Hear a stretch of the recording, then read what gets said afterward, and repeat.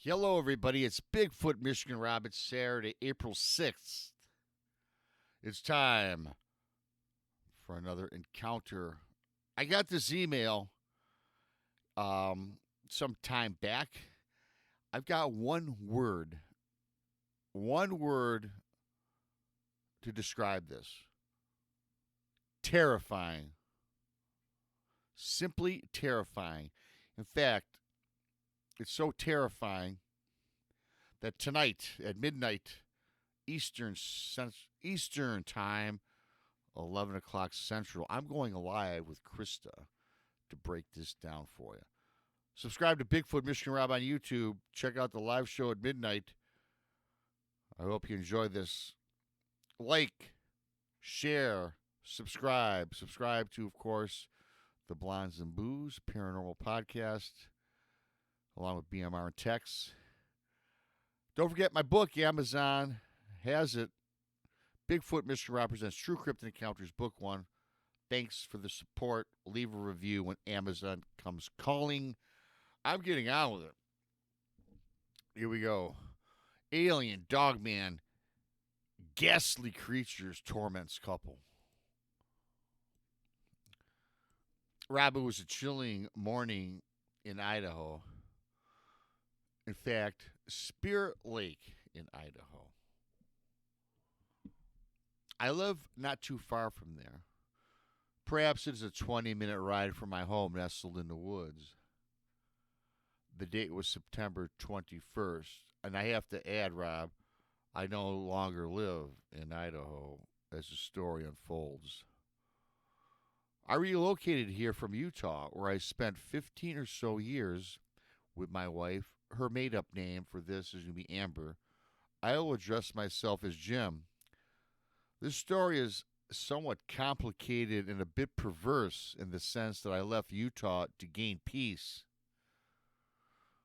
The events that unfolded in Utah are what forced me to leave, and peace was never to be found. Going back to my life in Utah, I live not far from the Uintah Basin. Most people that know or follow this genre are well aware of Skinwalker Ranch. I don't live on the ranch, nor am I suggesting this property is related to my experiences. But being some 10 miles or so away in relatively close proximity makes me wonder. I had a beautiful 6-acre swath of land surrounded by some deep wooded areas and a beautiful view of the Uintah Mountains. Throughout Amber and my 15-year life there, we always would see a variety of lights dancing atop the mountain range. I'm not saying that they were UFOs. They took no real shape or form. I can say that the shapes were kind of like blobs, unusual patterns, and a variety of sizes. The colors ranged from blues to yellows, green, and orange, and in some cases they reminded me of a neon shade in the color. Frankly, they were actually very pretty. I often thought that it was some sort of storm, a light storm, if you will, or a weather anomaly of sorts. These light shows, however, did not produce any sound. No lightning strikes or thunder was prevalent. Again, this was a common occurrence, and often Amber and I would sit back on our deck at dusk and enjoy the show. Then something changed. Something different. Something different began to formulate during this time period. I would say around the 8th or ninth year of our living in Uintah, the lights from the mountains appeared to get closer to our property. In fact, they got as close to being hovering and dancing about the wood line some 200 yards from the back of our home. The objects also appeared much bigger.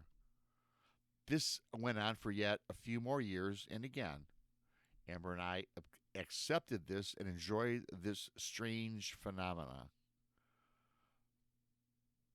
Then the light show took on yet another turn or another form. It became more ominous and malevolent. Amber described it as evil energy. It was later in the evening, and the light show was hovering about the woodline, just like clockwork. This is where the fear overtook myself and Amber. The light started to fade in a darker haze of blue and black. The black was predominant. It was still evening, and this almost appeared to be like a storm cloud, but much darker, almost alien. Amber and I had chills run through our body.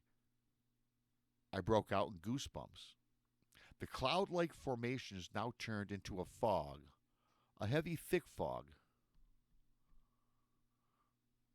The fog covered the entire tree line from the tops of the 60-foot trees to the bottom of the ground. The fog rolled, and it seemed, or it started rolling directly to our house. Yes, hey Rob, kind of like that movie, The Fog. I believe it was based from a Stephen King novel. I mentioned earlier that the tree line was approximately 200 yards or so from the back of our home. The fog continued to roll towards us, and then it stopped. Not 50 yards from our vantage point. Fear like no other petrified Amber. It petrified me. We gazed into the fog, and it seemed like we were both in a trance. We were in a trance of some sort. We just stared. It got to a point that Amber and I even lost cognizance of each other's presence. This went on for several minutes, which seemed like hours. Then they came. They came. Emerging from the fog was humanoid-like figures. Some seemed physical in nature, while others seemed ethereal, almost ghostly or spirit-like. The beings got closer. The shapes became more defined.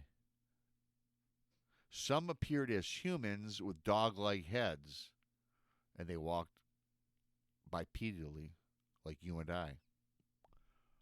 Others were grotesque, burnt images of human beings. Some were beasts on all four legs, running around with human heads atop their shoulders. This was something straight out of a horror novel. Then all movement stopped. It seemed like all of these creatures were put on pause, much like stopping a video when you have to get up to get to the door for the pizza man or simply take a bathroom break. During this moment, non-human like moans and whispered voices projected upon myself and my wife.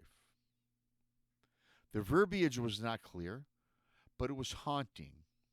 Then a storm and rain began to pour from the sky, which seemed to erase all of these awful beings. This was a gradual build over a 15-year span that seemed to peak that terrible night. My wife and I, after the experience, started having terrible nightmares. We felt that we were being watched from the tree line. The energy in our home seemed to turn unnatural. We put our home up for sale 2 months later. We left and lived in a hotel until we found our new home in Idaho. This is where it moves on now to Spirit Lake, Idaho. Amber and I finally found our home in Idaho.